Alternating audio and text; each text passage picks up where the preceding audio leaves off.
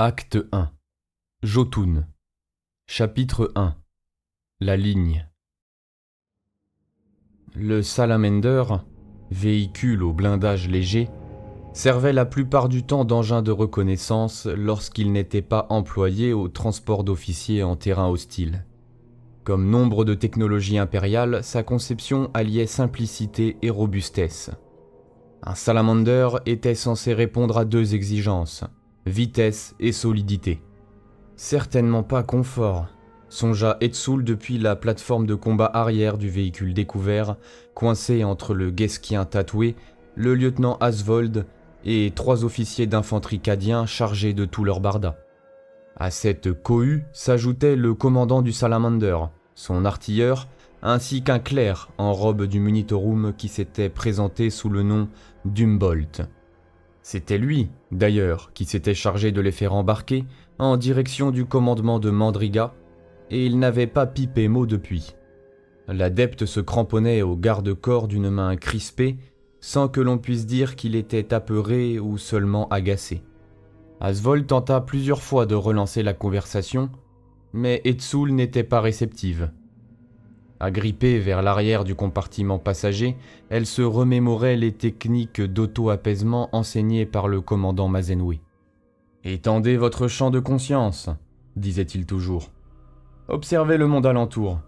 Ancrez-vous dans ses moindres détails. Repérez les motifs récurrents ou les objets colorés, cela peut aider. Il n'y a rien de mal à rester les yeux rivés sur votre viseur, mais n'oubliez pas de parfois prendre en compte le champ de bataille dans sa globalité. » Etzul commença par le ciel d'un bleu violacé marbré de lignes brunes, comme du lait que l'on mélangerait avec une tasse de récaf. Elle dénombra 5 traînées de nuages distinctes à la dérive, qui toutes diffusaient la lumière du soleil de Croatoas et permettaient ainsi de lever les yeux sans risquer d'apercevoir la balafre toxique de la faille. Etzul ne voulait pas voir la blessure warp immonde et détourna vivement son attention sur le paysage. Le Salamander filait sur une chaussée surélevée, autrefois destinée au transit de transporteurs lourds entre différents complexes industriels. La voie reposait sur de hauts pylônes en ferro-béton et enjambait un tapis de broussailles strié de cours d'eau boueux. La route elle-même n'était pas intacte. Des lianes plus épaisses que l'avant-bras d'Etzul s'enroulaient autour des balustrades et les racines des plantes s'enfonçaient dans le ferro-béton jusqu'à le disloquer par endroits. Ça et là, de larges zones noircies trahissaient le passage d'équipes armées de lance-flammes chargées de dégager la voie de l'invasion végétale, mais déjà, la flore de Croatoas y reprenait ses droits. D'autres véhicules empruntaient le même chemin. Plusieurs transports Taurox les dépassèrent en trombe, et Etzul aperçut le caducée des médics blasonnés sur leurs flancs. Une escouade d'éclaireurs gueskiens en quadricycle les doubla tous et disparut au loin dans un rugissement de moteur. « Ah, ces quads de guerre sont parfaits pour les terrains difficiles », commenta Asvold. « Et j'imagine que cette partie du front sera tout aussi difficile que celle dont nous venons. » Etzul grommela. Un barrage routier se dessinait devant eux, fait de sacs de sable et d'emplacements d'armes lourdes. Des Cadiens y étaient postés, toujours en alerte, malgré l'absence de menaces apparentes. Des barrières avaient été redressées afin de permettre le passage des véhicules, et le Salamander dut s'insérer dans une file d'autres engins, attendant d'accéder au point de contrôle que géraient 2 gardes impériaux munis de tablettes de données. Des cerveau-crânes lévitaient en ronronnant au-dessus de leur tête et balayaient les véhicules en attente ainsi que leurs passagers à l'aide de lentilles auspex. Non loin, des mégaphones, montés sur des pieds télescopiques, beuglaient des prières couvrant le tout-sautement laborieux de leurs générateurs portables. Le Salamander parvint en tête de queue, et Humboldt échangea quelques mots avec une garde cadienne. Il tapota sur sa tablette de données, elle la sienne, puis d'un geste, la soldate leur ordonna de passer. « Impressionnante logistique », dit Asvold. « Ils conservent la trace de tout véhicule passé par la chaussée, même en pleine zone de guerre, et tiennent une liste à jour pour chacun d'entre eux. Ah, les Cadiens savent faire les choses comme il faut. » Ils sont réputés pour un peu plus que leur seul talent à dresser des listes, Asvold, rétorqua Etzul. Elle se détourna de lui et se pencha par-dessus la chenille gauche du Salamander. Le vent lui cinglait le visage, portant avec lui des odeurs de marais, de sel et de fumée, le tout teinté d'un parfum doucereux qu'elle ne connaissait que trop bien. L'odeur de la mort, soufflée par le vent des combats. Reprenant ses esprits, Etsul baissa les yeux sur le marais en contrebas. Sous les frondaisons tombantes des arbres Gaza se trouvaient d'autres soldats, Cadiens et Guesquiens, pataugeant dans la boue jusqu'aux genoux, les bras chargés de matériel en direction d'une ligne de tranchées à moitié érigée. Etsul grimaça. Sa planète natale, Tsego, était un agrimonde humide recouvert de fermes à haut rendement accroché aux contreforts de falaises plongeant dans l'océan. Elle connaissait bien la façon dont l'eau s'infiltrait partout, savait comme la boue envahissait tout, et comme la maladie pouvait en un rien de temps décimer les hommes exposés aux éléments. Paradoxalement, et même après les événements du canyon Yaroé, Etsul préférait toujours l'intérieur confiné d'un char à la toute relative liberté de l'infanterie. Le salamander finit par ralentir, et elle empoigna d'une main le garde-corps avant d'ajuster, avec une grimace, le pesant pactage à son épaule. « On sort ici, je crois, » dit Asvold. Le salamander dévala une bretelle de sortie et descendit toujours plus bas dans le paysage de ruines industrielles étouffées de verdure. Au milieu des branches et des feuillages, Etsul prit une profonde bouffée d'air. Le rythme lancinant du voyage l'avait bercée, et elle s'était laissée emporter par le plaisir de n'être qu'une passagère sans rien d'autre à faire que d'attendre. Hélas, le poids de ses responsabilités lui revenait de plein fouet. Abandonnant cette technique d'apaisement, elle récita les noms de ses équipiers comme un mantra. Les oublier ferait très mauvaise impression, et la répétition était le meilleur moyen de se les graver en mémoire, comme chaque soldat le savait depuis ses premiers jours au camp d'entraînement de base. Russ Vaslav, sergent artilleur cadien. Isaac Trive, chauffeur brétien. Erika Moredzin, préposée au chargement, cadienne. Nix Chalambord, artilleuse de tourelle dacturienne. Gareth Véro, artilleur de tourelle cadien. Venait ensuite le char lui-même, cortège d'acier, un Lehman Russ démolicheur, modèle Agamemnon. D'après les informations préliminaires de sa tablette de données, le bâtiment était en service actif depuis plusieurs siècles. Le gardien du serment, en comparaison, était presque neuf, tout juste sorti d'usine il y a 3 ans. Son esprit de la machine était jeune et farouche, et Etsul se demanda quel type d'esprit habitait un antique engin de guerre comme cortège d'acier. Elle avait déjà servi à bord de vieux chars, dont un lui avait laissé le souvenir d'un bâtiment sage et protecteur, mais les autres, des bêtes sauvages, féroces, trempées dans le sang au cours des siècles. Etsul aurait aimé feuilleter une nouvelle fois les détails relatifs à son bâtiment. Beaucoup de ces systèmes lui étaient peu familiers, mais serrée comme elle était contre les autres soldats sans même savoir à quel moment ils allaient arriver, elle n'osait pas ôter le sac de son dos pour commencer à fouiller. Elle se contenta de soupirer et s'étira les épaules du mieux qu'elle le put. Sa tablette contenait encore des flopées de procédures stratégiques et de jargon de bataille cadien qu'elle avait à peine eu le temps d'intégrer. Etsul, résignée, comprit qu'elle devrait apprendre sur le tas. Au moins, elle savait déjà se repérer dans les entrailles d'un tank. La chaussée arriva enfin au niveau du sol. Le salamander poursuivit sa route à travers les broussailles, serpentant entre les vasières, et déboula brusquement dans ce qui ressemblait à une banlieue industrielle. De hautes bâtisses montaient vers les cieux, labourées par la guerre, leurs flancs écroulés, perdus au milieu de montagnes déboulies. Des fenêtres vides semblaient l'observer depuis les hauteurs. Des canalisations assez larges pour accueillir le salamander tout entier couraient le long de la chaussée, puis s'élevaient en vastes arches rouillées sous lesquelles le blindé léger finit par passer. Un enchevêtrement de lianes et de plantes grimpantes aux fleurs rouges vifs qui s'enroulaient partout débordait de l'intérieur des ruines, tel un flot d'entrailles jailli d'un cadavre éventré. Etsul devina les impacts de balles et les cratères laissés par l'explosion d'obus. Des nuées d'insectes voraces vrombissaient dans les airs aussi denses qu'un brouillard, et l'odeur de putréfaction empirait chaque seconde. « Ça n'a pas toujours été comme ça », murmura Asvold. « Crois-toi, c'était jadis un monde industriel grouillant d'activité. Des dizaines de milliards de bons et pieux citoyens vivaient là. Etsul le savait bien.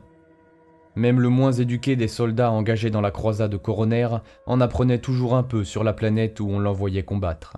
« Les ténèbres ont tout chamboulé après l'ouverture de la faille, » dit-elle. « Quelque chose d'atroce est arrivé aux civils, aux villes, sans parler de la végétation, de la météo et d'à peu près tout le reste. » Acquiesça Asvold. « Et nous voilà ici, la croisade coronaire, parée à reconquérir ce monde au nom de l'empereur. Ça, c'est ce que disent le commissariat et les prêtres. » Reprit Asvold en prenant soin de parler à voix basse. Etsul lui jeta un regard inquisiteur et il haussa les épaules.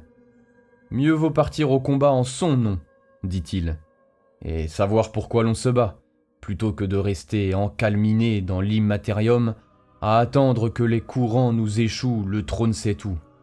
Pas vrai ? Je n'ai besoin de personne pour me donner une raison de tuer des hérétiques, répliqua Etsul. La haine est un motif suffisant. Asvold la jaugea du regard. La haine et la foi, je dirais. L'un nourrit l'autre. L'un comme l'autre valent mieux que la peur, rétorqua Etsul en haussant les épaules à son tour. Un coup de tonnerre interrompit leur échange. Etsul sursauta, posa la main sur le pistolet à sa taille et tous se baissèrent instinctivement. Tous, à l'exception d'Humboldt. « L'artillerie mobile impériale effectue des frappes aux jugés !» lança-t-il d'une voix forte pour couvrir le tapage.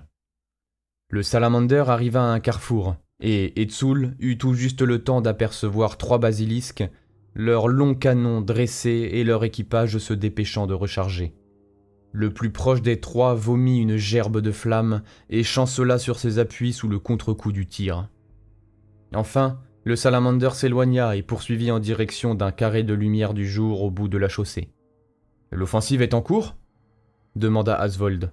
« Doit-on se préparer au combat ?»« Les assauts sont fréquents ici.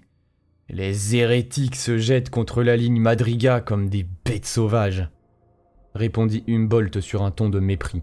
« Mais n'ayez crainte, vous ne les combattrez pas aujourd'hui. Aucun de nous n'a peur de combattre, gratte-papier, » rétorqua Asvold. Etsul esquissa un demi-sourire du coin des lèvres. Le salamander quitta l'ombre des ruines et la chaussée laissa place à un sentier boueux criblé d'ornières. Le blindé cahota et grinça en passant sur les dalles de plastacier étendues au sol, sans doute pour éviter que le passage fréquent ne transforme le chemin en véritable bourbier. Des îlots de végétation poussaient entre de larges ruisseaux et un réseau de tranchées et de bunkers zébrait le paysage. Les gardes impériaux étaient omniprésents, occupés à ravitailler les tranchées, à porter des messages ou à patrouiller. Le salamander passa devant plusieurs postes retranchés de communication ainsi que quelques emplacements de mortiers protégés par des panneaux balistiques couverts de caméléonine. Etsul vit les miradors destinés aux guetteurs des équipes d'artillerie dépasser des marécages ainsi que de nombreuses plateformes de canons anti-aériens. « On y est presque, » dit-elle à Asvold. « Avez-vous pensé à tout ce qui mérite de l'être ?» lui demanda-t-il sur le ton de celui qui récite un proverbe. Etsul le dévisagea un instant, et Asvold retrouva son grand sourire charmeur. « Figurez-vous que oui, » répondit-elle, « malgré votre débit de parole. »« Ah, pardonnez-moi, » reprit-il. « S'il suffisait de parler pour entrer dans la grâce de l'empereur, je serais un saint à l'heure qu'il est. Certains mots peuvent faire de vous un saint, vous savez. »« Pas mes bavardages, Adeya, » répondit Asvold. Etsul eut un petit rire. Ce sont des tourelles ?» demanda-t-elle en désignant du doigt des silhouettes au loin. Les formes se dessinèrent au fur et à mesure qu'ils s'en approchaient, et Asvold sourit de plus belle. « Ah, je crois que ce sont nos chars. » Le lieutenant disait vrai. Des Lehman Russ de différents modèles parsemaient les tranchées, tous peints du célèbre vert cadien et décorés de l'image stylisée d'un marteau cerclé de flammes. L'œil d'Etsul avait été trompé par les redoutes de terre battue, de panneaux balistiques entourant chaque tank. Il ne s'agissait pas de tourelles à proprement parler. En réalité, les chars eux-mêmes avaient été retranchés pour servir d'emplacement d'artillerie blindée. S'ils se sont permis d'immobiliser ainsi leurs bâtiments, c'est que le front doit bouger très lentement. dit Etsul. Derrière les tanks et le réseau de tranchées s'étendait un no man's land à moitié inondé et jonché de gravats, de verdure et de restes d'anciennes routes encombrées d'épaves. Des colonnes de fumée noire montaient au loin et vacillaient au vent. Etsul songea aux basilisques et à leur frappe aux jugés, et espéra que chacune marquait l'emplacement de cadavres ennemis tout frais. Le salamander quitta le sentier et fit halte. Son moteur cessa de rugir, et Etsul constata que ses oreilles bourdonnaient. Les acouphènes disparurent progressivement, laissant la place au son de la ligne de front. Conversations chuchotées, cris et ordres aboyés, mais aussi des prières, crépitements de feux de camp, et enfin le discret cancanement d'échanges radiovox. Au loin, les frappes d'artillerie faisaient entendre leurs grondements sourds. Un parfum de viande en train de cuire, mêlé à l'odeur pugnace de plusieurs centaines de corps en sueur, lui parvint aux narines, mais l'arôme le plus fort était celui de la mort. Une puanteur douceâtre venue des marécages qu'aucune fortification ne pourrait jamais repousser. Humboldt attrapa sa tablette de données. « Officier de l'Astra Militarum !» appela-t-il. « Veuillez confirmer votre appartenance au régiment suivant. 832e d'infanterie lourde cadien, 49e blindé cadien, 43e d'infanterie légère guesquien. »« Personne nous appelle comme ça !» coupa le guesquien d'une voix rauque. « Comment ? Nous sommes les coureurs de tranchées. Eux, c'est les têtes brûlées du 832, et eux les massues.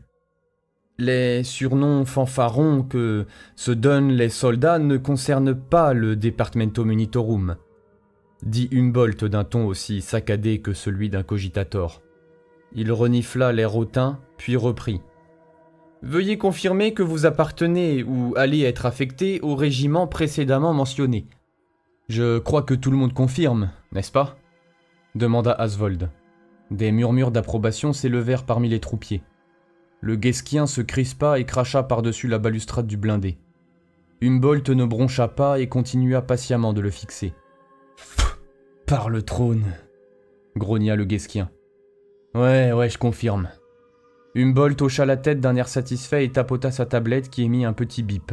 « Ô esprit de la machine, des données et de la connaissance, nous te rendons grâce en ce jour pour ton éternelle supervision et ton autosuffisance 3 fois bénie. » entonna-t-il avec cérémonie.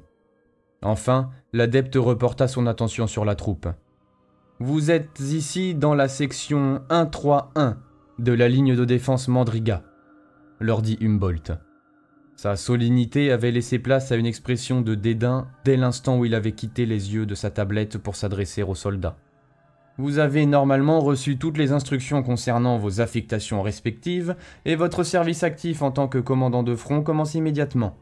Toute question devra en priorité être adressée à vos supérieurs de peloton ou à défaut aux officiers de section. Que l'empereur bénisse vos opérations. » Etsul fut la première à sauter du salamander pour entrer dans le réseau de tranchées. Elle fit quelques pas et profita de pouvoir enfin se mouvoir librement. Elle aurait voulu laisser tomber son pactage sur le caillebotis des tranchées et étirer ses muscles endoloris de son dos, mais ses yeux se posèrent sur un petit groupe de soldats non loin, occupés à observer le débarquement des officiers. Ce spectacle lui rappela les enseignements de Mazenoué. On ne peut se contenter de n'être qu'un simple humain aux yeux de ces troupes. Votre humanité ne concerne que vous et l'empereur. Le reste du temps, nous sommes les plus puissants, les plus coriaces, ceux qui ne cèdent jamais à la fatigue, à la tristesse ou à la peur. Vos soldats ont besoin de voir cette image de vous. C'est votre seule façon de gagner leur respect. Etsul garda son pactage sur le dos. « Voilà notre comité d'accueil », chuchota Asvold. « Et vous n'êtes toujours pas habillé en conséquence », nota Adeya. « Vous auriez préféré que j'essaye de me changer sur la plateforme du salamander en chemin ?» Etsul ricana. « Ah, ils s'habitueront bien assez tôt à moi », poursuivit Asvold. « Et puis, ça fera pas de mal de rappeler à ces Cadiens qui sont pas les seuls braves de la garde impériale. » Etsul esquissa un sourire, mais son visage s'assombrit aussitôt. Quelque chose n'allait pas. Les soldats, en voyant approcher leurs nouveaux officiers, les saluèrent tous un par un avant de proposer de les mener à leur quartier. Tous, sauf elle. Son nom apparaissait pourtant sur la précieuse tablette de données d'Humboldt, il n'y avait pas d'erreur. Etsoul chercha l'adepte du regard, désireuse de s'assurer qu'elle était bien à sa place, quitte à subir encore un peu les mimiques impatientes du scribouillard. Hélas, Humboldt était déjà reparti à bord du Salamander, et Adeya grimaça de dépit. Personne ne lui viendrait en aide. Elle s'était attendue à ce que le sergent Václav vienne à sa rencontre et espérait passer avec lui quelques minutes en tête-à-tête pour prendre ses marques avant qu'il ne lui présente le reste de l'équipage. D'après les maigres notes de sa propre tablette, Etsoul savait que Václav était un vétéran de Cadia qui avait longuement combattu pour sa planète natale avant sa destruction. Pas le genre à arriver en retard. La lieutenante balaya les alentours jusqu'à repérer des tourelles de Lehman Russ dépassant des tranchées. Elle fronça les sourcils, redressa les épaules et tenta d'ignorer la fatigue grandissante, la faim et les douleurs du voyage. Si Václav avait été retenu quelque part, ce n'était pas à elle d'attendre sans rien faire. Il ne lui restait plus qu'à trouver son char toute seule. « Pas d'artilleur en vue » demanda Asvold. Etsoul sursauta. Le maes Moquin devait avoir remarqué son embarras et était resté pour l'aider. Son propre commandant en second se tenait à ses côtés visiblement circonspect. « Sergent, vous savez où trouver le cortège d'acier » L'artilleur d'Asvold s'éclaircit la gorge. « Affirmatif. Suivez la tranchée par ici, jusqu'à l'arrière de cette section. Le cortège d'acier est le blindé devant le Mirador. Si vous continuez comme ça, vous irez trop loin et entrerez en zone 1, 2, 3. Ah, et gardez bien la tête baissée surtout. Les snipers, vous savez... Merci, sergent, dit Etsoul. Elle jeta un bref regard à Asvold qui releva les sourcils, puis tourna les talons et longea la tranchée indiquée, en prenant soin de suivre le conseil du sergent, tête baissée sous le niveau des parois. Elle se trouvait à plusieurs centaines de mètres du No Man's Land, mais il aurait été imprudent de se croire trop en sécurité. L'ennemi pouvait ramper au dehors, et les viseurs de tireurs d'élite balayaient peut-être l'horizon en recherche d'une cible digne d'intérêt. « Par l'empereur », songea Etsoul. « Personne ne m'abattra tant que j'ai pas compris ce qui se passe ici. » Il se pouvait qu'une crise soit en cours et qu'on attende d'elle qu'elle vienne en aide à des gens qu'elle n'avait même pas encore rencontrés. Et s'il n'y avait pas de crise? Adeya n'arriverait pas à se dire que ce serait une bonne ou une mauvaise nouvelle. Les équipages de chars passaient de longues heures tous ensemble, confinés dans l'intérieur exigu des blindés. Leur survie dépendait autant de leur engin que de la confiance mutuelle qu'ils s'accordaient. Le manquement au devoir d'un seul individu se répercutait sur tous, et l'idée que sa nouvelle équipe puisse n'être pas fiable n'avait rien pour lui plaire. Etsoul passa devant plusieurs emplacements d'artillerie fixe, puis emprunta une tranchée annexe dans laquelle gisaient plusieurs Cadiens blessés sur des brancards. Dans la suivante, elle trouva un soldat efflanqué en uniforme de tankiste, occupé à diriger la prière d'un petit groupe de troupiers. L'homme leva la tête et la transperça du regard. Ses yeux d'un bleu de givre étaient surplombés de sourcils noirs et broussailleux. Ainsi donc, les nouveaux arrivants n'étaient pas les premiers non-cadiens du régiment. Peut-être se sentait-elle moins seule qu'elle ne l'avait cru. Etsoul était déjà toute mouchetée de boue en arrivant enfin au cortège d'acier. Elle repéra son bâtiment au premier coup d'œil, tant les contours trapus et le gros canon courteau d'un démolicheur étaient reconnaissables. À mesure qu'elle approchait, le nom du char lui apparut plus clairement, inscrit au pochoir en bas gothique sur le côté de la tourelle. Juste à côté, un artiste amateur au talent discutable s'était permis de peindre une botte ferrée, broyant sous sa semelle un crâne cornu. Une silhouette se tenait assise au sommet du tank. Le second Asvold devait avoir exagéré le danger posé par les snipers ennemis, à moins que cette personne ne soit particulièrement suicidaire. Il s'agissait d'une femme aux muscles puissants, dont la combinaison de tankiste était déboutonnée jusqu'à la ceinture, découvrant le débardeur olive qu'elle portait en dessous. Un membre augmentique massif lui remplaçait le bras droit, et ses cheveux blonds étaient coupés ras, et ses yeux violets étincelèrent en se posant sur Etsoul. La femme comprit enfin à qui elle avait affaire. Elle frappa le toit du char de son poing mécanique, puis se laissa glisser et disparut derrière la coque. Etsoul contourna le blindé. Le cortège d'acier était retranché dans un emplacement circulaire creusé à cet effet, entouré par les parois de la tranchée, et une passerelle de fortune permettait l'accès au bâtiment depuis les galeries à ciel ouvert. Etsul ne put retenir une bouffée de fierté à la vue du démolicheur. Son démolicheur. Le véhicule semblait bien entretenu, l'arrimage extérieur était en bon état, et le tout bien plus massif que ne l'avait jamais été le gardien du serment. Son blindage était aussi plus épais et son armement plus puissant, incorporant des bolteurs lourds de flanc pour une défense antipersonnelle à moyenne portée, ainsi qu'un canon laser de coque à l'avant contre les chars ennemis. Un bolter Storm sur pivot équipait l'écoutille supérieure de la tourelle principale, juste au-dessus de la pièce de résistance, l'arme qui donnait son nom au char, le canon démolicheur. La menaçante aura du blindé était quelque peu diminuée par les cordes à linge chargées de lessive tendues entre une poignée sur la coque et un lampadaire non loin. 2 membres d'équipage, installés sur des tabourets pliants de part et d'autre d'une caisse de munitions leur servant de table improvisée, se levèrent en voyant Etsul approcher. D'après le jeu de cartes sur la caisse, il venait d'interrompre une partie en plein cours.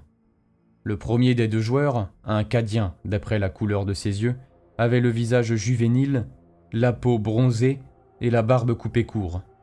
L'autre était une femme, elle aussi plus jeune qu'Etsul, à la peau plus claire que celle de son camarade et aux yeux si sombres qu'ils en paraissaient presque noirs. Elle portait les cheveux plus longs que ne le permettait le règlement et arrangés en tresses retenus par des anneaux de métal. De multiples piercings ornaient ses oreilles et son nez, et ses avant-bras étaient couverts de tatouages jusqu'aux phalanges des doigts. Enfin, une larme stylisée était ancrée juste sous son œil droit. Les 2 tankistes se mirent au garde à vous, et Etsul remarqua immédiatement le regard hostile de la jeune tatouée. L'autre soldate, celle au bras augmentique, contourna le véhicule à grands pas et vint à son tour se mettre au garde à vous. De l'autre côté du cortège d'acier, Etsul vit se lever un homme, plus âgé, portant les insignes d'un sergent artilleur.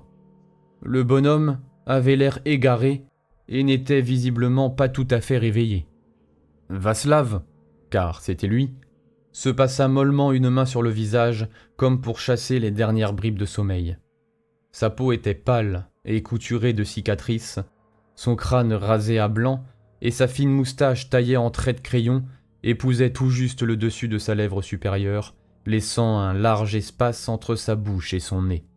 Ses yeux, bien sûr, étaient d'un violet vif et cernés de lourdes poches. Enfin, son expression était celle d'un homme vaguement agacé. Etsul parcourut lentement les derniers mètres tout en prenant le temps de réfléchir à la suite. Elle pouvait jouer l'intransigeante garde chiourme et secouer les puces de son équipe, ou au contraire choisir d'endosser le rôle du commandant suffisamment confiant pour ignorer les petits manquements de ses hommes. Elle savait ce qu'aurait fait Mazinoué, et par conséquent, ce qu'elle-même allait faire.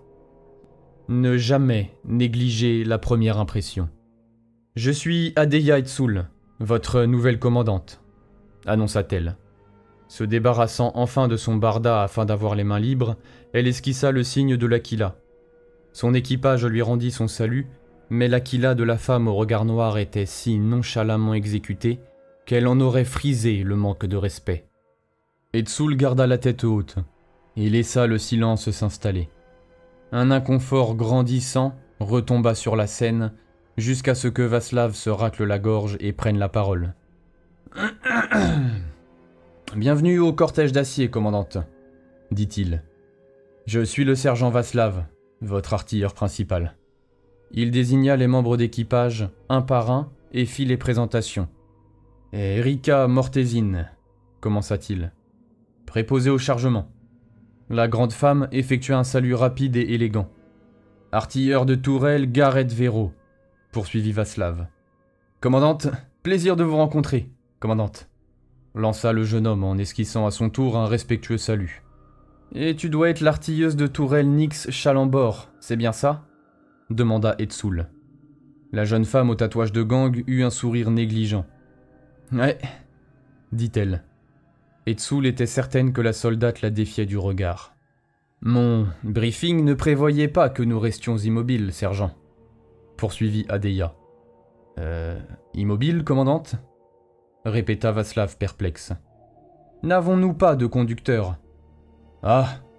fit Václav, en comprenant seulement qu'un membre d'équipage manquait à l'appel.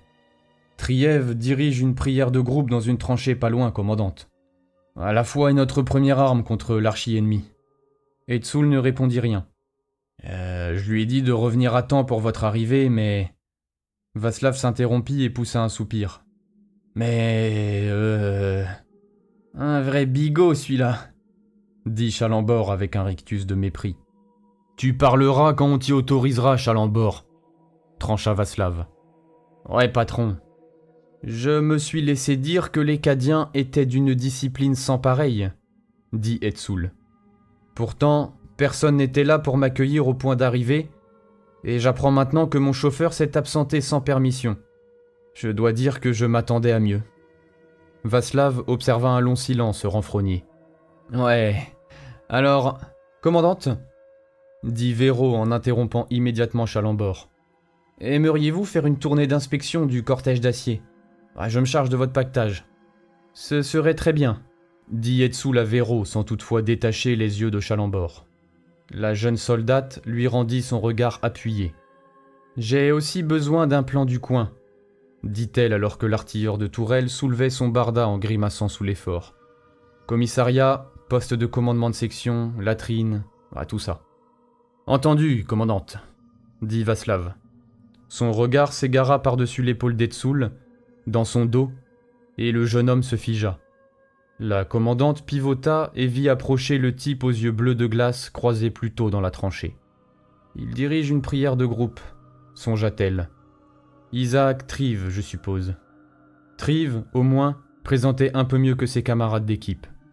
Sa combinaison de tankiste était impeccable, et il avait la démarche volontaire tout en ayant réussi le miracle de ne presque pas se tacher de boue.